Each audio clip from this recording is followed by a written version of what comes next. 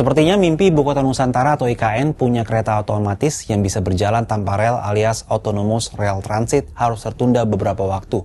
Pasalnya, rangkaian Autonomous Rail Transit yang didatangkan dari Cina ini dinilai gagal karena tak bisa beroperasi secara otonom. Imbasnya kereta tanpa rel IKN dikembalikan ke Cina.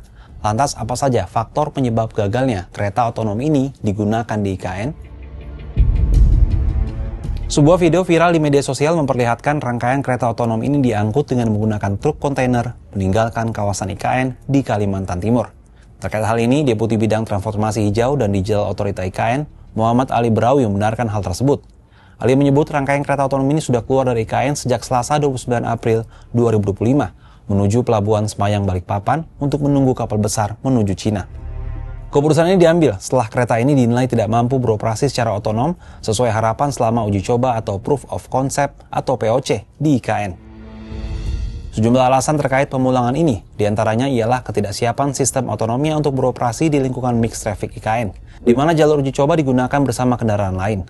Sistem sensor dan artificial intelligence atau AI kereta tanpa rel tidak diadaptasi sepenuhnya untuk kondisi jalan yang masih dalam tahap pembangunan, seperti permukaan tidak rata atau gangguan dari kendaraan konstruksi. Selain itu, kelemahan lainnya adalah ketidakmampuan sistem pengereman otonom mendeteksi rintangan atau objek yang melintas. Kereta otonom ini tidak dapat secara otomatis memperlambat, mengerem, atau memberikan peringatan, meningkatkan risiko keselamatan. Hal ini bertentangan dengan standar keamanan tinggi yang dipersyaratkan untuk transportasi publik di IKN. Pihak IKN sendiri belum bisa memastikan apakah akan kembali menggunakan kereta otonom di masa depan karena masih akan dibahas lebih lanjut.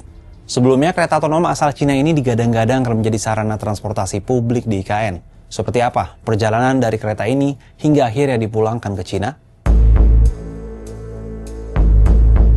Autonomous Rail Transit sendiri awalnya didatangkan pemerintah Indonesia untuk mewujudkan visi Smart Mobility untuk kota cerdas yang hijau dan berkelanjutan IKN.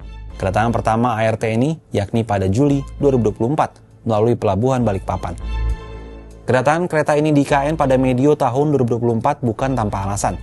Pemerintah kala itu hendak mengejar target pengoperasian agar bisa mendukung transportasi pengumpan atau feeder upacara 17 Agustus Perdana di IKN.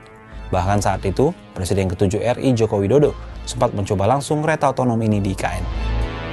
Satu transit kereta otonom yang akan beroperasi di IKN memiliki 3 gerbong dengan kapasitas 302 penumpang. Kereta otonom ini targetnya beroperasi searah jarum jam dengan headway sekitar 5 menit.